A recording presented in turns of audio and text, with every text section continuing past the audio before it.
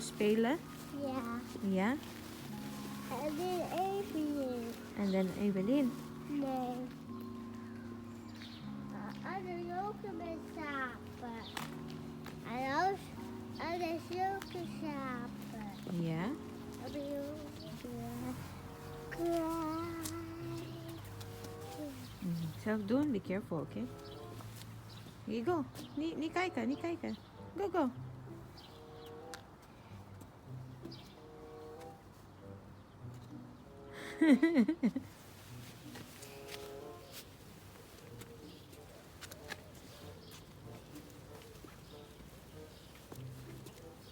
Money. This is why we're always running late. Good Wednesday morning. Wednesday po ngayon and hinahatid ko si Ana sa kanyang school. Kamusta?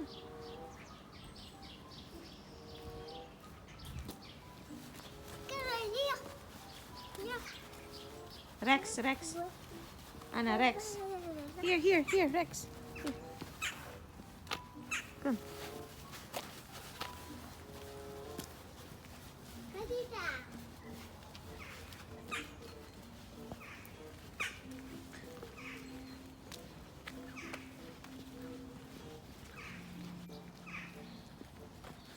Yan na, papatong na naman yan.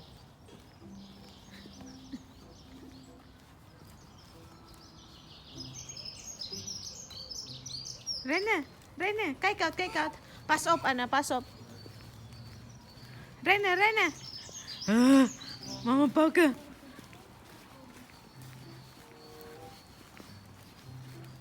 A few moments later.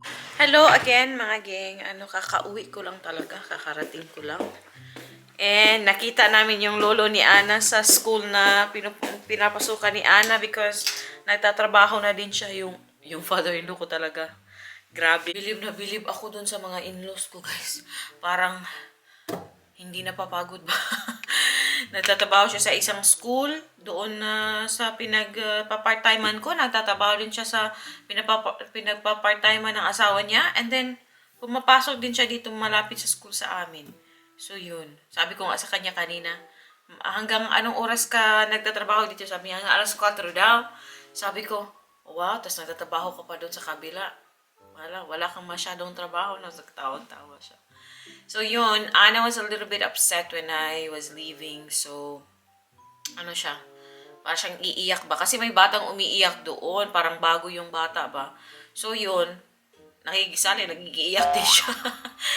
But, yung teachers niya sa Wednesday, gustong-gusto niya yung teachers niya sa Wednesday. Yung Tuesday, may isang teacher din doon na nakikita din niya sa Tuesday. Pero, mas prefer niya yung teachers niya sa Wednesday. Kasi pag nakikita niya yung mga teachers niya, parang nai-excite siya ba? Tapos, nagsasmile siya, yung ganun. So, nakakatuwa. But, Anna will keep going to the Petrus Pelzal only until June. Because yung July tsaka yung August, bakasyon kasi yun dito. And if bakasyon dito, magko-close yung kanilang Petrus Pelzal. Pero yung bayad po, same pa din. So yun no. Parang sa July, parang may 2 weeks lang kami napapasok. So 4 times lang. And then sa August, parang 1 week lang. So sayang naman. So sabi ko kay Ruth, i-stop na lang namin yung playgroup. Because we're gonna be in the Philippines for a while.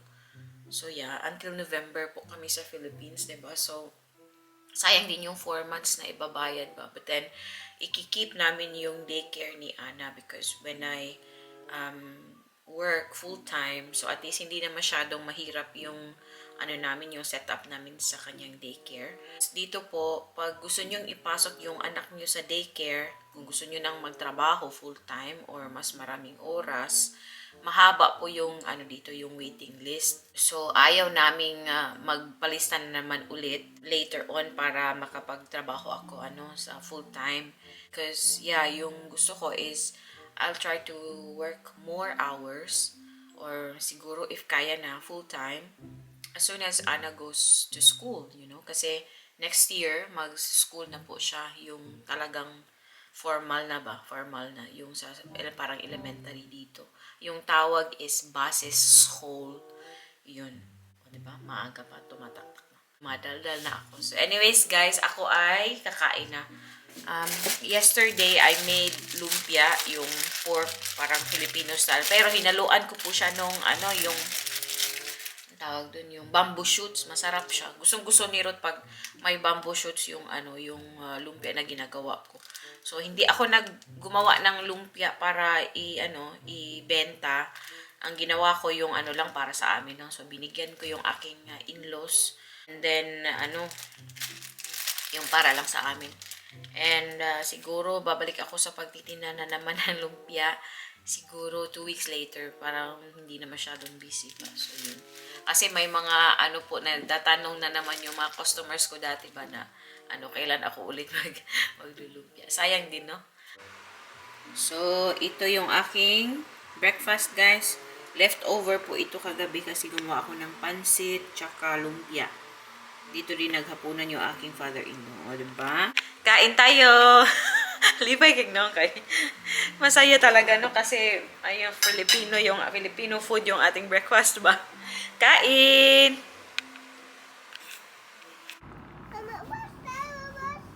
Yeah, the bus is not here. Hello again. Na ngayon po, magto-12 na, mga 11:40 plus na, and napagkasunduan namin ni Rod na puntahan namin siya sa trabaho. Tapos magla-lunch kami kasama si Ana. So, we're now waiting for the bus para makapag-bus na naman ulit si Ana. Super excited siya palagi. Lang, no? Anna, heb je zin om bus te rijden? Ja? Ja? Is het leuk in de bus? Ja. Ja? Mooi. Met één. Met 1 bus? En twee bus. 1, 2 bus? Heb jij netjes? Is niet de bus? Ja, Ja, oké. Foto maken. Kijk.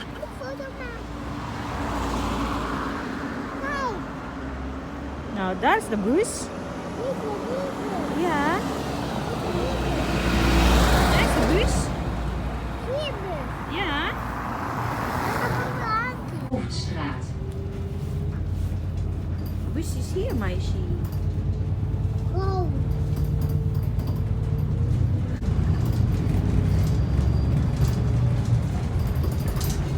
Anna, is het leuk?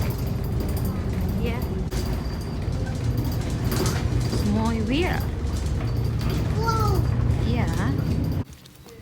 Is het rood? Mama. Yes. Gewoon. Bal is rood o groot? So, andito na po kami sa sentrum. Naglalakad na lang kami papunta doon sa meeting place or rendezvous namin ni Papa niya. Pakita ko sa inyo ulit yung church sa amin dito. Ja. Mooi kerk daar, toch? Hallo spelen. Ana ook spelen? Nee. So, ayan yung church sa amin. Ang ganda ng weather pero wag ka, ang lamig. So, malapit na kami. What? Nee, dat is genoeg, love. Yan, nagutom si Ana.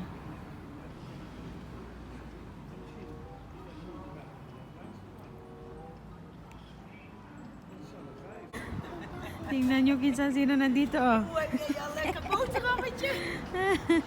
Heb Wat? jij al lekker boterham? Wat toevallig, Ana. Ja, leuk hè?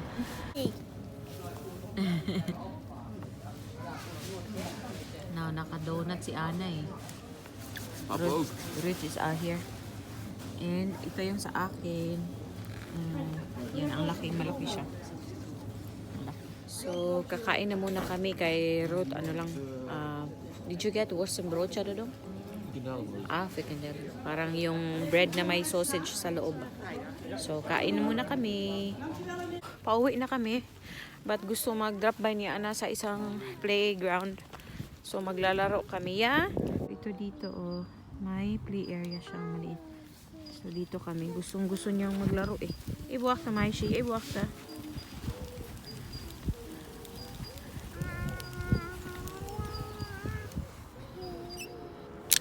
Hallo ayan pala yung binili namin sa Yumbo kanina. Nag-drop by kami sa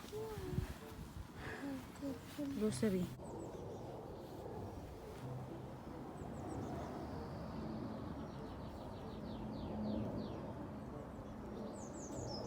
Heb je hulp nodig? Anna, wil mama helpen? Mag mama helpen?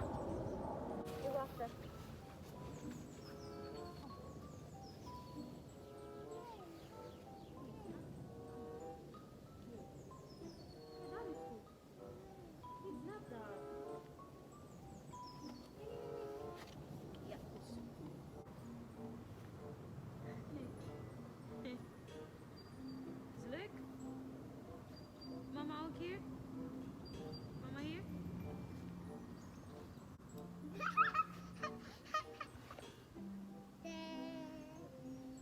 Si makalipong Manila boy. Ayo bakal.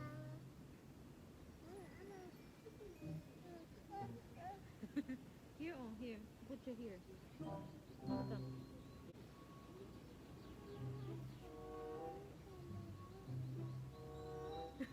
Uy, nalipong ko lang. Uy, Nay. Is niet goed. Ah, nalipong sa kano. Mama, uy, nalipong ko lang. O, dad.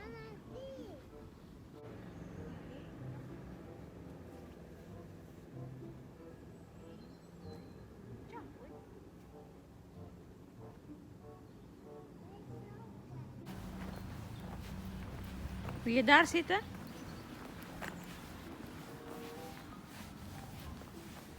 Kijk, mama hier zitten. Ik wil hier.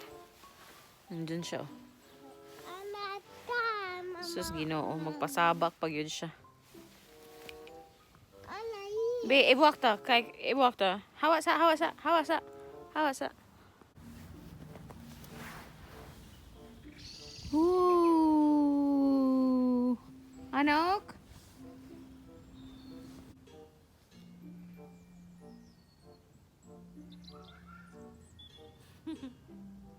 Dali, love.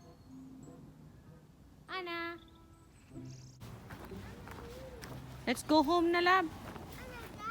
Let's go home. Nahilo man ako, guys. So, uwi na kami.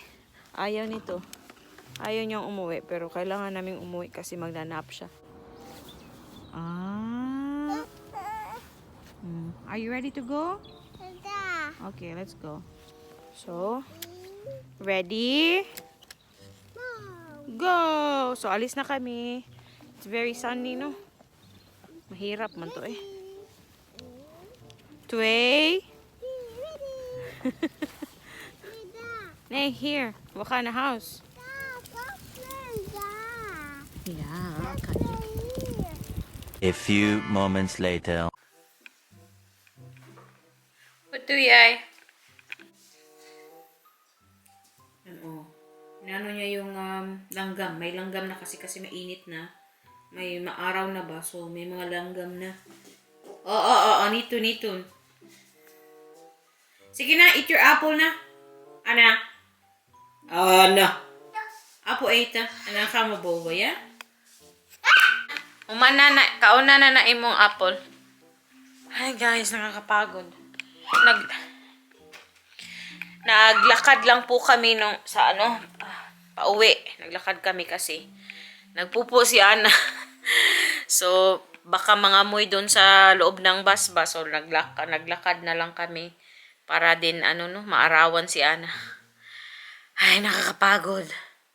Ana, let's sleep na, lab. Ayaw niya matulog. Pero, natatakot kasi ito sa akin. Pag sinabi kong matulog ka na matutulog to. Pero pag ang papa, wala, ayaw. Sabi niya sa lola niya kanina, ako daw dapat ang magtrabaho, hindi daw ang lola niya. Pati yung papa niya, sabi niya sa papa niya, ako lang daw dapat magtrabaho ngayon, hindi daw yung papa niya. Gusto niya maglaro kasama papa niya. Ana! Komes! Para sa punan natin mamaya, magluluto ako ng chicken, butter chicken lang siguro. Tapos, potatoes para kay Ruth. Ako, magra-rice ako mamaya. Tapos, magawa ako ng sinigang na baka. Yung sa amin kasi ang tawag nila ang baka. Hindi ko alam kung sa Tagalog yun din ba yun. But anyways, baka na may sabaw. Kaya bumili ako ng Chinese cabbage kanina. Chinese? Oh, Chinese yung tao. Pero iba yung ano. Yung Chinese Chinese cabbage kasi sa atin iba. Ana, maduyay! Guys, naaaliw siya sa ano sa langgam.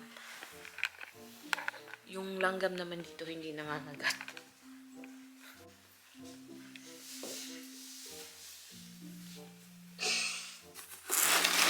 Maduyay darat. There's the net. Hala. Open.